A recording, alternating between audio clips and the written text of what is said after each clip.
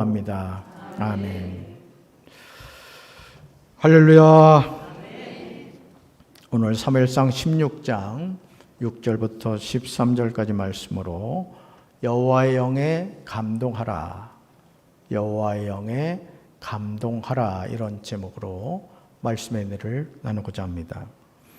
일상의 삶에서 우리가 끊임없이 고민하면서 살아가는 질문은 바로 이것이죠. 하나님의 말씀에 순종할 것인가? 자신의 본능을 따를 것인가?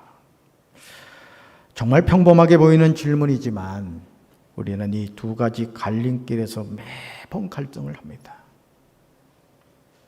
하나님의 말씀에 순종해야 되나? 아니면 자신의 본능을 따라야 되는가? 무엇이 정답이고 또 무엇을 선택해야 하는지 우리는 너무도 잘 알고 있습니다. 그럼에도 천연덕스럽게 양다리를 걸치고 살아가려고 몸부림을 칩니다. 때에 따라서는 하나님의 말씀, 때에 따라서는 자신의 본능을 따르려고 하죠. 여러분 어떠십니까? 우리가 공중권세를 잡은 마귀가 지배하는 이 세상을 살면서 가장 믿을 수 없는 존재가 전적으로 타락한 우리 자신입니다. 우리 주변에서 자기 자신을 믿었다가 패가망신하는 이들이 한둘이 아니죠. 바로 그 사람이 우리 자신일 수 있다는 것입니다. 그러므로 에베소서 2장 2절에서 바울은 우리의 과거를 가감없이 폭로하고 있습니다. 같이 읽습니다. 그때 너희는 그 가운데서 행하여 이 세상 풍조를 따르고 공중의 권세 잡은 자를 따랐으니 곧 지금 불순종의 아들들 가운데서 역사하는 영이라. 아멘. 바울이 폭로하는 우리의 과거는 그렇게 아름답게 보이지 않습니다. 우리가 예수 그리스도를 영접함으로 거듭나서 하나님의 자녀가 되기 전 우리는 세상 사람들과 똑같이 살며 땅 위에 권세 잡은 악한 세력에 순종하였습니다. 그런데 이 악한 영은 지금도 하나님을 대항하는 자들의 마음속에서 활동하고 있다는 것입니다. 이것을 기억해야 됩니다. 이스라엘의 초대왕인 사울의 삶을 보면서 우리가 하나님의 말씀에 순종하며 살 것인가? 아니면 자기 본능을 따를 것인가? 이 질문에 관한 정답이 무엇인지 분명하게 알 수가 있습니다. 사울이 힘센 사람이나 용감한 사람을 보면 그들을 불러 모았지만 하나님이 그와 함께 하시지 않을 때 사울의 인간적인 모든 수고는 무용지물이 되고 말았습니다. 우리가 이 땅을 살면서 최선을 다해야 됩니다. 농부가 열심히 밭을 갈고 씨앗을 심고 김을 메고 곡식을 돌보는 일을 해야죠. 그러나 그 곡식이 자라나서 열매를 맺게 하시는 분은 하나님이신 줄로 믿습니다. 우리가 믿음이라고 해서 많은 분들이 착각하는 것 가운데 하나가 심지도 않고 거두려고 한다는 것이죠. 자, 우리 사랑하는 성도 여러분들이 어떤 일을 하든지 성실하고 정직하게 최선을 다하셔서 그 아름다운 열매를 거둘 수 있게 되기를 주님의 이름으로 축원합니다. 사랑하는 성도 여러분, 하나님이 사울 왕에게 어떤 명령을 내리셨습니까? 지금 가서 아말렉을 쳐서 그들의 모든 소유를 남기지 말고 진멸하되 남녀와 소와 젖 먹는 아이와 우양과 낙타와 나귀를 죽이라고 하셨습니다.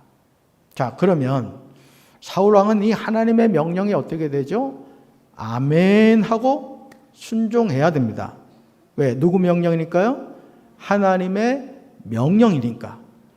하나님이 말씀하신 한 가지, 두 가지, 세 가지, 네 가지, 다섯 가지면은 그 가운데 하나도 빠지지 말고 말씀대로 아멘 하고 순종해야 하죠. 백성이 당신의 하나님 여호와께 제사하려 하여 양들과 소들 중에 가장 좋은 것을 남겼다는 구구한 변명을 해서는 안 된다는 뜻입니다. 오늘 한국교회가 세상 사람들에게 지탄받는 이유 중 하나가 무엇입니까? 그것은 정직한 부자, 정직한 사업가, 정직한 직장인, 정직한 교회, 정직한 목사, 정직한 성도를 양육하지 못했기 때문에 그렇습니다. 다 그런 것은 아니지만 가장 악독기업 가운데 예수 믿는 사람이 있다는 것을 여러분 아십니까? 교회에서는 거룩한 목사이고 성도인데 일상의 삶에서는 본이 되지 않습니다. 이 강경과 이 부여, 이 근처에 우리 성도들 보니까 비닐하우스 농사를 하시는 분들이 많으세요. 일손이 부족하다 보니까 외국 분들이 거기 와서 일을 합니다. 그러면 우리 성도들 경우는 그렇지 않겠습니다만 가끔 매스컴을 보면 그 물설고 낯선 타국에 와서 그 고국에 있는 가족들 먹여 살리겠다고 와 있는 그 외국 근로자들 월급을 주지도 않고 폭행을 하고 폭언을 하고, 그래서 결국 그들이 가슴에 한이 맺혀서 조국 대한민국을 떠나는 것을 보게 됩니다. 저는 우리 사랑하는 성도 여러분들 그러진 않으시겠지만 정말 그분들을 예수님 대하듯이 따뜻하게 대해 주셔서 그들이 조국 대한민국에서 돈만 벌어가는 것이 아니라 우리 성도들이 섬기시는 그 예수님, 그분을 그들이 영접하고 고국으로 돌아갔을 때 그분들을 통해서 그 사는 고국과 지역이 예수님으로 복음화되는 그런 역사가 나타나게 되길 주님의 이름으로 축원합니다. 우리가 이런 영적 비밀을 깨닫고 살아야 한다는 것이죠. 하나님의 자녀인 저와 여러분에게 원하시는 것은 단 한 가지입니다. 우리 말씀같이 읽습니다. 여호와께서 번제와 그 밖에 제사 드리는 것을 순종하는 것보다 더 좋아하시겠소. 순종하는 것이 제사보다 낫고 여호와의 말씀을 듣는 것이 수양의 기름보다 더 나은 것이요. 이것은 거역하는 것이 마술의 죄와 같고 완고한 고집은 우상 숭배와 다를 바 없기 때문이요. 당신이 여호와의 말씀을 버렸으므로 여호와께서도 당신을 버려 왕이 되지 못하게 할 것이요. 아멘. 이 시간 선지자 사무엘이 사울 왕에게 질문하고 있는 대답에 여러분 솔직하게 한번 대답해 보시길 바랍니다. 우리는 이미 정해진 정답을 포장하려고 하죠. 여러분 신앙생활요 복잡하게 하지 마세요. 신앙생활 하면서도 자꾸 머리를 쓰는 사람이 있어요. 저도 오랜 동안 부목사 생활도 해보고 또 이 담임 목회를 해보니까요, 뻔히 보이는데 잔머리를 굴립니다. 우리 교회 목회자들은 안 그래 보니까 아주 신실하고 사람들이 괜찮아요. 그렇죠? 우리 전도사님들 절대 하대하거나 그러지 마십시오. 항상 전도사님 하고 존중하셔야 됩니다. 아들 뻘 된다고 해가지고 막 하대하고 그러면 안 됩니다. 주의 종이라고요. 아멘. 뻔히 보이는데 자꾸 이렇게 변명을 하고 말이죠. 보일 때는 일하는 척하고 안 보일 때는 아주 게으름 피우고 이런 경우가 있어요. 또 하나님 앞에 그럴 수밖에 없었다고 항변하려고 합니다. 주님 아시잖아요 하면서 자신이 그렇게 했던 이유를 자꾸 변명하려고 하죠. 그러나 아닌 것은 아닌 거예요. 하나님이 아닌 것, 특별히 성경에서 하지 말아라 하면 아멘, 해라 하면 아멘 해야 될 줄로 믿습니다. 신앙생활하는 성도에게 이 성경은 삶의 표준이고 기준인 줄로 믿습니다. 아무리 우겨도 소용이 없어요. 볼까요? 주님께서 어느 것을 더 좋아하시겠습니까? 주님의 말씀에 순종하는 것이겠습니까? 아니면 번제나 화목제를 드리는 것이겠습니까? 여러분 어느 거죠? 주님의 말씀이에요? 번제나 화목제예요? 너무나 잘 알고 있죠? 사울은 사무엘의 말을 들은 후에 그제야 내가 범죄했다고 솔직하게 시인합니다. 그러면서 자신이 여호와의 명령을 어긴 이유를 대는데 내가 백성을 두려워하여 그들의 말을 청종하였기 때문이라는 것이죠. 사람을 두려워하면 결국 하나님을 떠나게 됩니다. 여러분 교회에서도 그렇거든요. 교회에서도 여러분 상처 안 받으려면 주일날 누가 이렇게 아는 척 하면은 요즘 아이들 말로 쌩까고 조용히 왔다가 바람과 함께 사라지면 돼요. 인도자가 나를 찾는다고 하면은 전화 꺼놓고 뒤도 돌아보지 말고 가야 돼요. 그런데 하나님의 감동으로 야, 내가 이젠 좀 주님의 일을 해야 되겠다. 그 마음을 품었더니 그냥 너무 일을 많이 시켜주는 거야. 일도 하라 그리고 저 일도 하라 그리고 막 그래요. 근데 문제는 뭐예요? 열심히 일을 하다 보면 뒤통수에서 이런 말이 들려와요. 제가 요즘 왜 저래 설치냐? 제가 언제 강경제일교회 왔지? 이런 말이 자꾸 들립니다. 그러면서 갑자기 마음에 이런 감동이 와요. 그래, 내가 이러다 죽을 것 같아. 그러면서 하나 둘 내려놓기 시작합니다. 그러면서 상처받죠. 그러면서 무슨 마음의 결단을 하죠? 2번 다시 내가 교회 일은 하지 않으리라. 사랑하는 성도 여러분, 사람 두려워하지 마시기 바랍니다. 따라합시다. 나를 불러주신 분은 하나님이십니다. 아멘. 강경제일교회가 잘 되려면요, 여러분들이 담임 목사의 영적 권위를 인정하고 협력해 주셔야 됩니다. 아멘이십니까? 담임 목사가 강대상에서 이런 말을 하면 어떤 분들은 이걸 부정적으로 받아들이는 분들이 있어요. 근데 그렇게 생각하지 마십시오. 제가 여러분들 대청소하자고 하는 것 여러분들이 저한테 해달라고 부탁하지 않았습니다.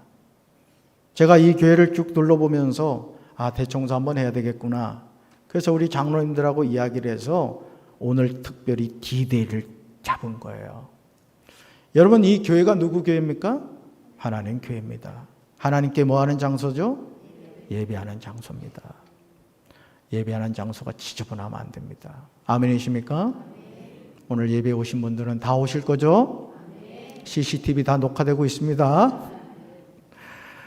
하나님의 일을 할 때 사람을 바라보면 그때부터 시험이 든다는 것이죠.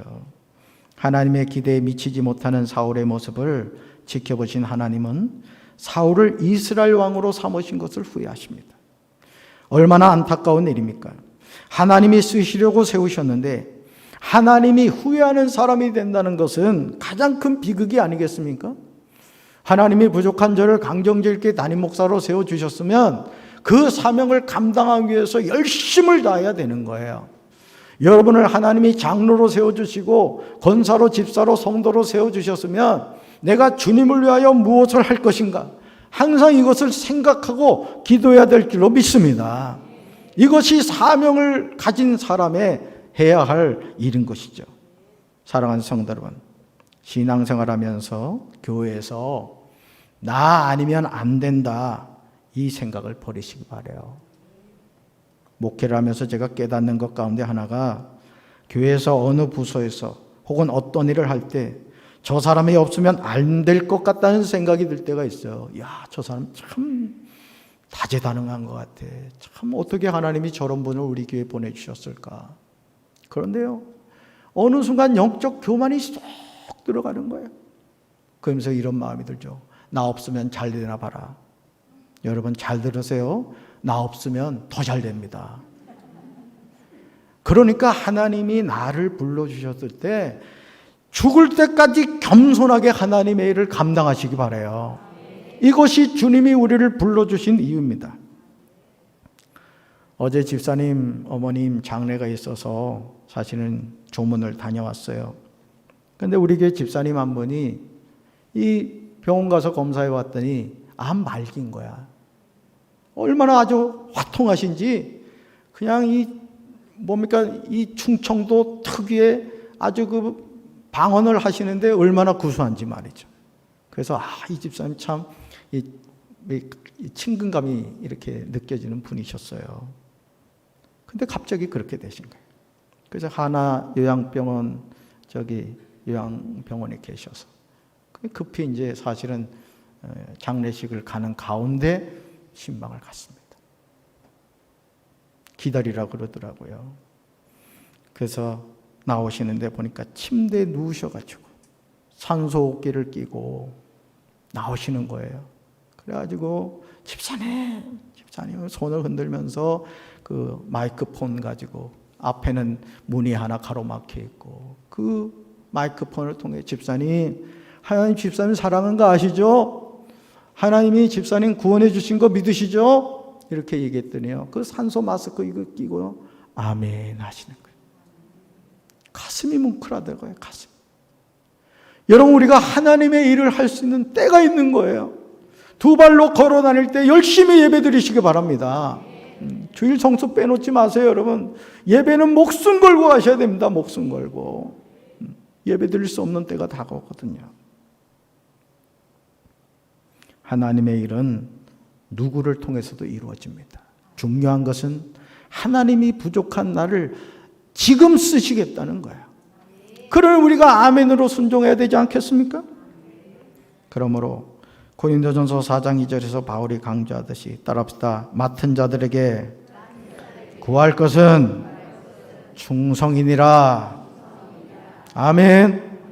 충성이란 진정에서 우러나오는 정성, 특히 임금이나 국가에 대한 것을 이룹니다. 그렇다면 우리 임금이 누구죠? 여러분, 우리 임금이 누구예요? 하나님이신 줄로 믿습니다. 우리가 충성되게 헌신해야 하는 나라가 어느 나라예요? 물론 조국 대한민국을 위해서 우리가 기도하고 우리가 조국 대한민국의 백성으로서 열심히 의무를 감당해야 됩니다. 그러나 궁극적으로 하나님이 왕이신 하나님의 나라가 우리가 충성해야 될 나라인 줄로 믿습니다.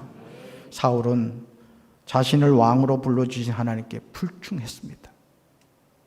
하나님의 말씀에 순종하기보다 백성을 두려워하여 그들의 말을 청종하였습니다. 담임 목사가 하나님의 말씀을 듣고 하나님을 두려워하는 마음이 없이 성도들 눈치나 보고 성도들 말에 자꾸 신경을 쓰게 되면 그 목사는 영적으로 죽는 거예요. 저는 우리 성도 여러분들이 담임 목사를 위해 기도할 때 내 마음대로 내 마음에 드는 목사가 아니라 하나님의 마음에 드는 담임 목사님 되게 해달라고 기도해 주시길 바랍니다. 우리 전도사님들도 마찬가지입니다. 그래 앞으로 훌륭해. 보니까 보통 좋은 전도사님들이 아니에요. 앞으로 하나님이 크게 쓰실 겁니다. 그러면 여러분, 나무도 그렇습니다. 나무도 심어놓고 물도 주고 관심을 갖고 잘 돌봐야 나무가 거목이 되는 거예요.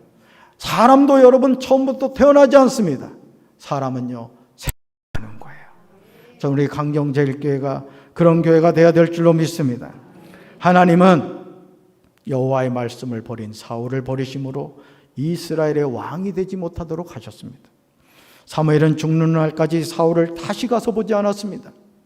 왜냐하면 하나님이 사울을 이스라엘 왕으로 삼으신 것을 후회하셨기 때문이에요.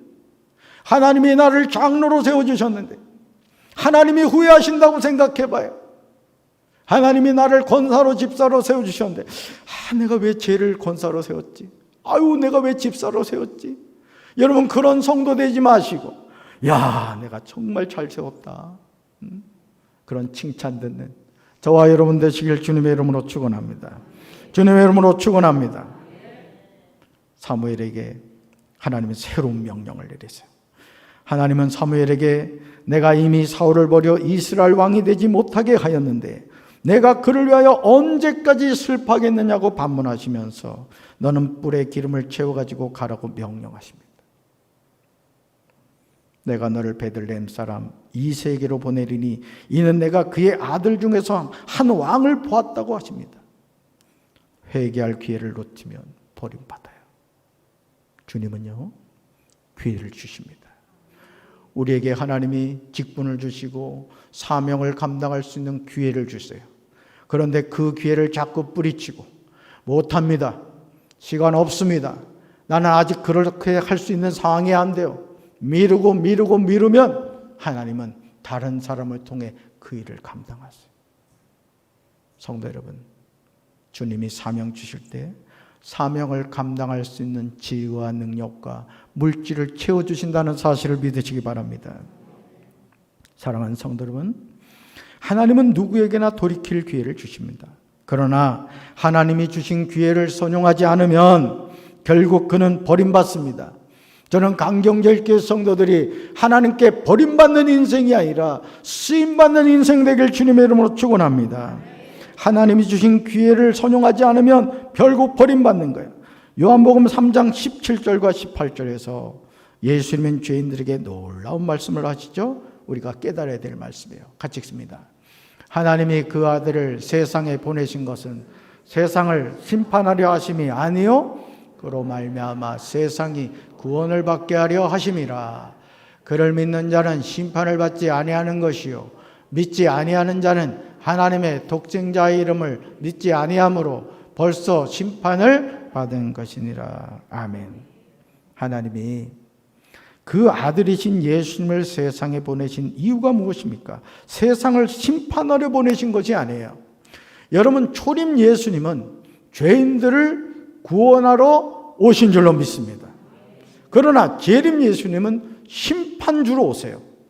오늘 우리를 구원하러 오신 그 예수님, 십자가에서 두 팔을 이렇게 벌리시고 돌아가시면서 누군지 나에게 와라. 내가 너를 용서해주고 하나님의 자녀 삼아주겠다고 그렇게 약속하고 십자가에 못 박혀 돌아가신 거예요.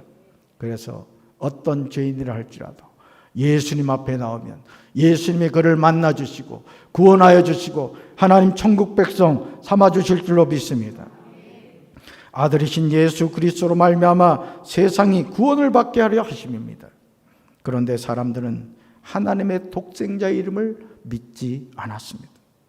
하나님이 세상을 이처럼 사랑하사 독생자를 주셔서 그를 믿는 자마다 멸망하지 않고 영생을 얻게 하려 하셨는데 그를 믿지 아니함으로 벌써 심판을 받은 것입니다.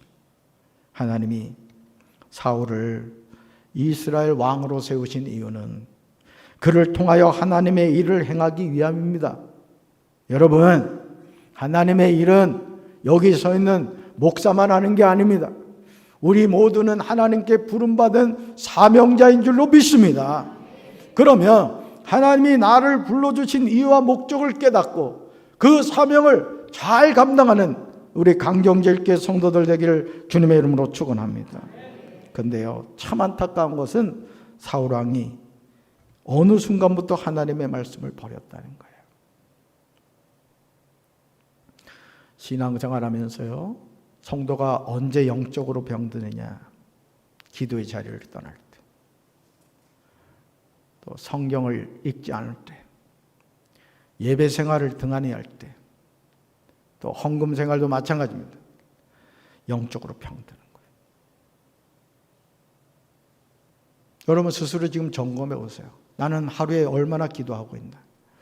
나는 매일 성경을 읽고 있는가? 나는 예배 생활에 충실하게 하고 있는가?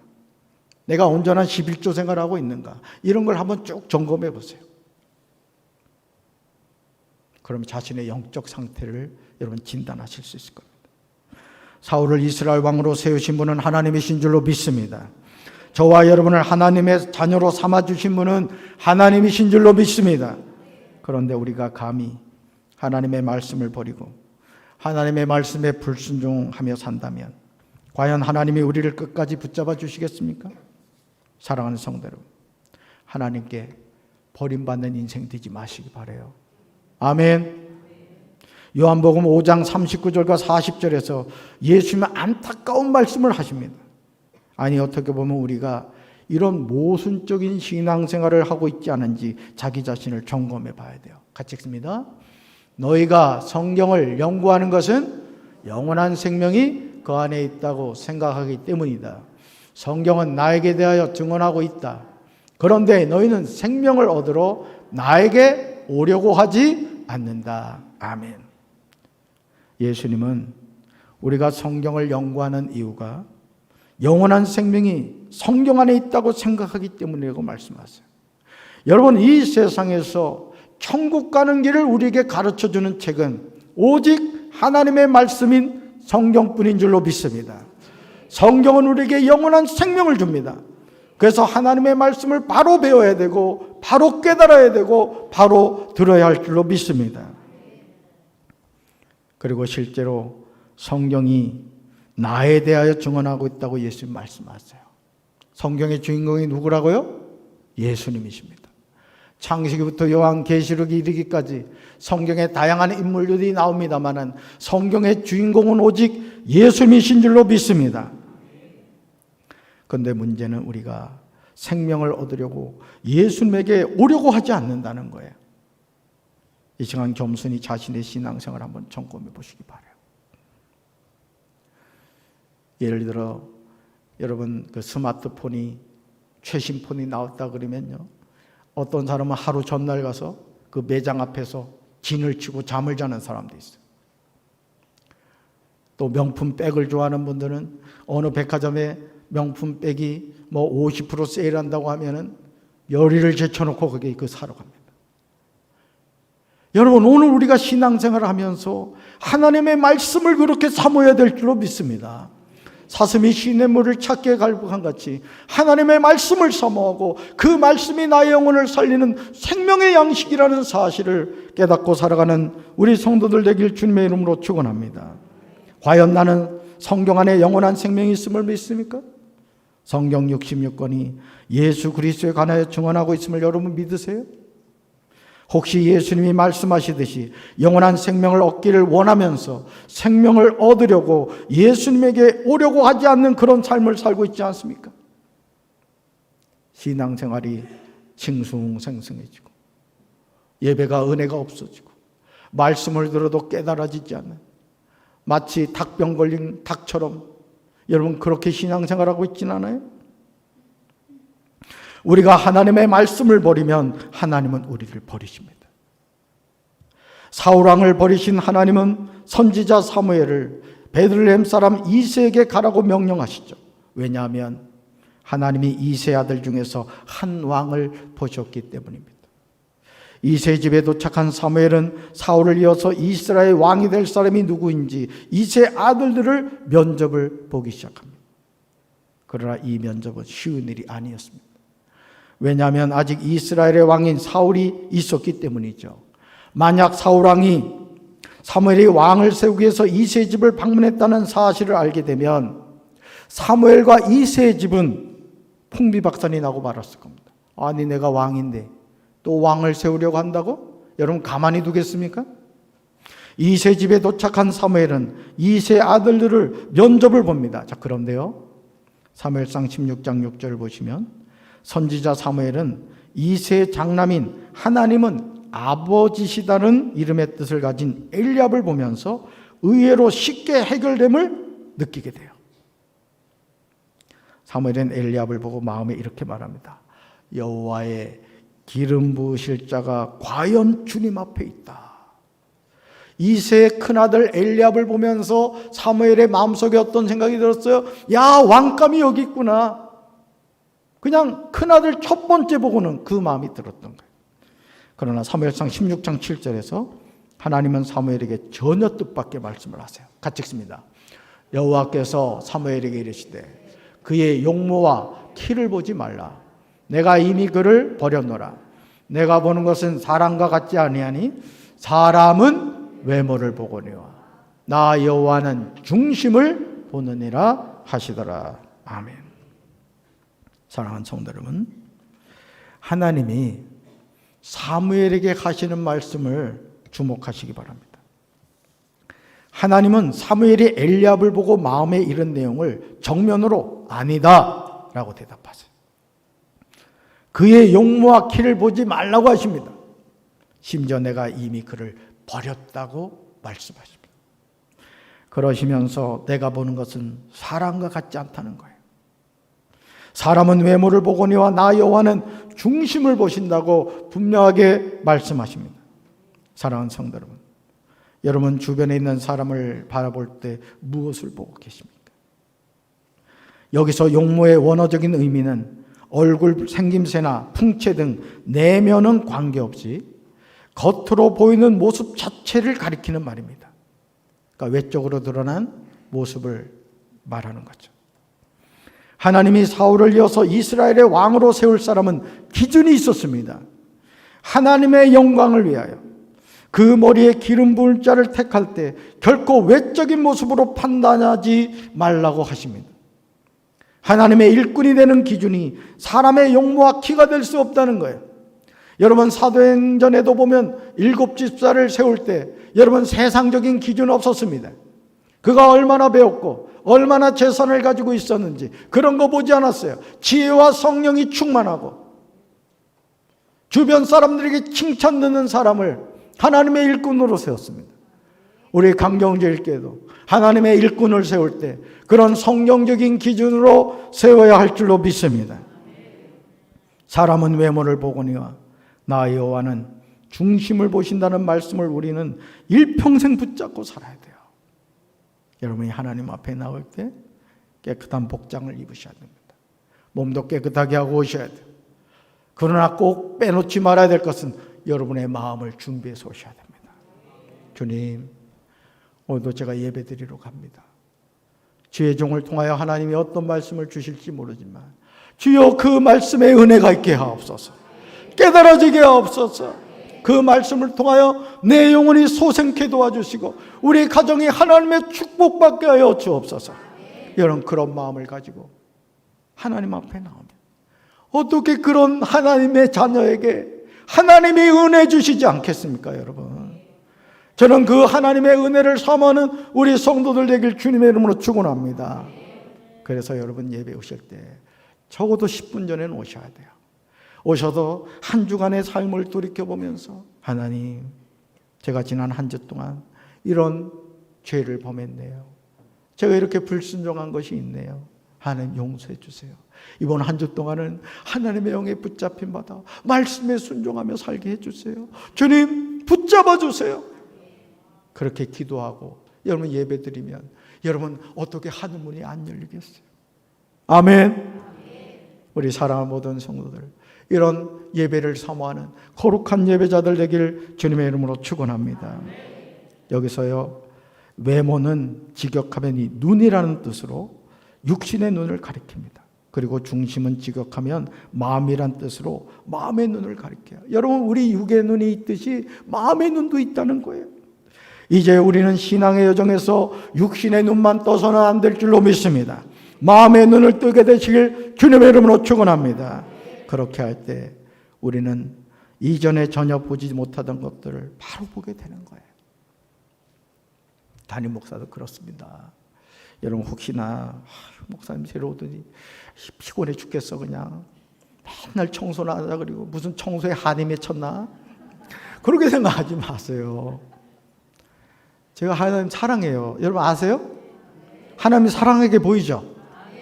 그러니까 자꾸 보이는 거예요. 재진아 저기도 지저분하다. 재진아 저기도 지저분하다. 저도 안 봤으면 좋겠어. 안 봤으면. 여러분 하나님 사랑하면 보입니다. 아멘. 더 잘하고 싶고요.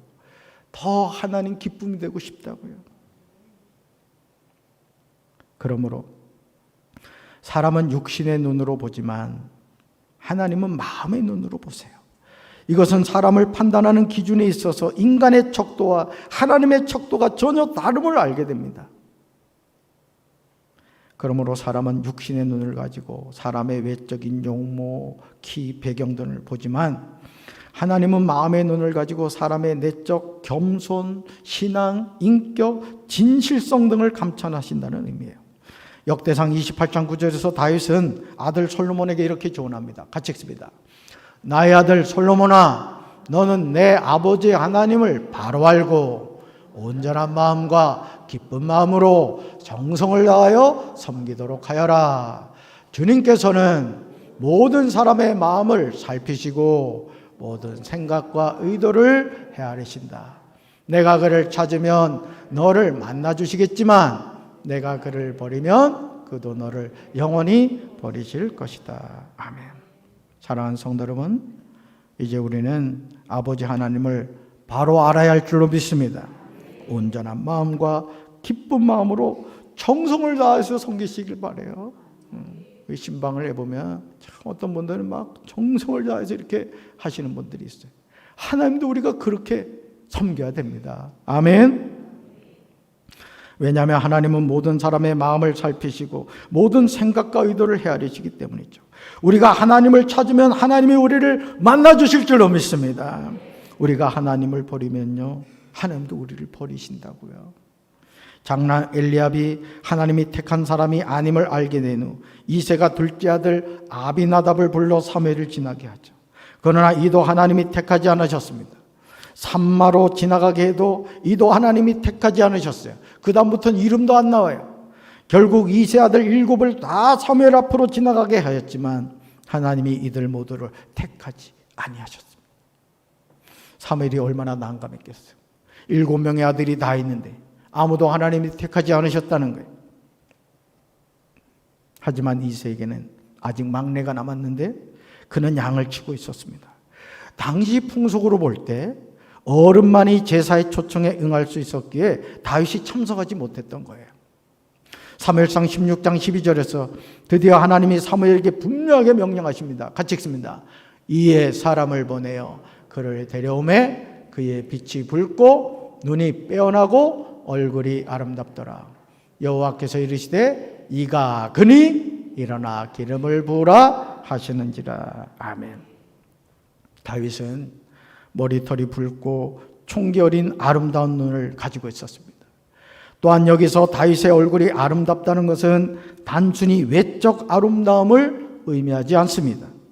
다윗의 내면에서 풍겨나오는 아름다움을 뜻하는 거예요. 여러분, 우리가 사람을 대할 때 외모를 통해서도 어떤 느껴지는 것이 있지만 그 사람하고 가까이 대하면 대할수록 뭔가 내면에서 풍겨나온 아름다움이 있는 것을 아마 경험하셨을 겁니다. 다시 말해서 사람은 외모를 보지만 나 여호와는 중심을 보신다고 하신 하나님의 말씀과 일맥상통하는 것이죠. 이제 선지자 사무엘은 하나님이 택한 사람이 누구인지 분명하게 알게 되었습니다. 그는 지체하지 않고 기름 뿔병을 가져다가 그의 형제 중에서 다윗에게 기름을 부었습니다. 그러자 이날 이후로 다윗이 여호와의 영에 감동됩니다. 얼마나 감동적입니까? 저는 이 시간 사랑하는 강경제일교회 성도 여러분들에게 하나님의 기름 부심의 은혜가 함께 하시길 주님의 이름으로 축원합니다. 그래서 하나님의 영에 감동되시기를 주님의 이름으로 축원합니다. 이것은 하나님이 다윗에게 신정국가의 왕으로 이스라엘의 정치적, 도덕적, 영적 지도자가 될 수 있는 역량과 은사를 허락하셨음을 뜻합니다. 그러므로 다윗의 행동과 말을 통해 이스라엘 백성들은 하나님이 다윗과 함께 계신다는 사실을 알게 됐어요. 여러분, 성령님이 함께 하신다는 것은 무엇입니까? 하나님이 나와 함께 하신다는 뜻인 줄로 믿습니다. 그래서 성령이 임할 때 예수님의 증인으로 살아가게 되는 거예요. 그러나 이스라엘의 초대왕인 사울은 여호와 영이 그에게서 떠나고 여호와께서 부리시는 악령이 그를 범례하게 하였습니다. 사울에게 임한 여호와의 영은 그가 이스라엘의 왕으로서 제대로 수용하도록 하기 위한 것이었습니다. 하지만 사울의 왕위가 폐위되었기에 여호와의 영이 떠나고 악령이 임한 거예요. 얼마나 두려운 모습이에요. 여러분, 하나님께 부름받으셨으니 하나님 앞에 서는 그날까지 늘 성령 충만하셔서 하나님의 사명자로 쓰임받게 되길 주님의 이름으로 축원합니다. 하나님의 영은 사람의 도덕적, 영적 생활을 고양시킵니다. 그러나 사탄의 영은 사람의 정신과 마음을 억누르고 파괴합니다. 사탄의 영은 하나님의 허락과 지배하에서만 활동할 수 있어요. 선악간의 모든 피조물은 하나님의 주권 아래에 있는 줄로 믿습니다. 그러므로 이제 우리는 여호와의 영에 크게 감동된 다윗처럼 성령님을 사모하는 삶을 살아야 될 줄로 믿습니다. 우리가 하나님의 영에 감동되는 것과 악령에 사로잡히는 것은 전혀 달라요. 여러분, 악령에 지배받지 말고 성령님께 지배받는 삶을 사시길 바랍니다. 성령의 기름 부심이 성도 여러분과 함께 하시길 주님의 이름으로 축원합니다. 가슴에 손 얹읍시다. 그리고 저를 따라합시다. 성령님, 이 시간 내 마음속에 내주인도 역사하셔서 이제로부터 영원토록 나를 다스려 주옵소서. 아멘. 기도하겠습니다. 좋으신 하나님 감사합니다. 하나님의 영에 사로잡힌 다윗처럼 우리가 하나님의 영에 사로잡혀 끝까지 주님께 쓰임받는 인생이 되게 하여 주옵소서. 우리 생명이 다하는 그날까지 주께서 나에게 주신 사명이 무엇인가를 기억하며 충성된 일꾼 되게 하옵소서. 감사하신 예수님 이름으로 기도합니다. 아멘.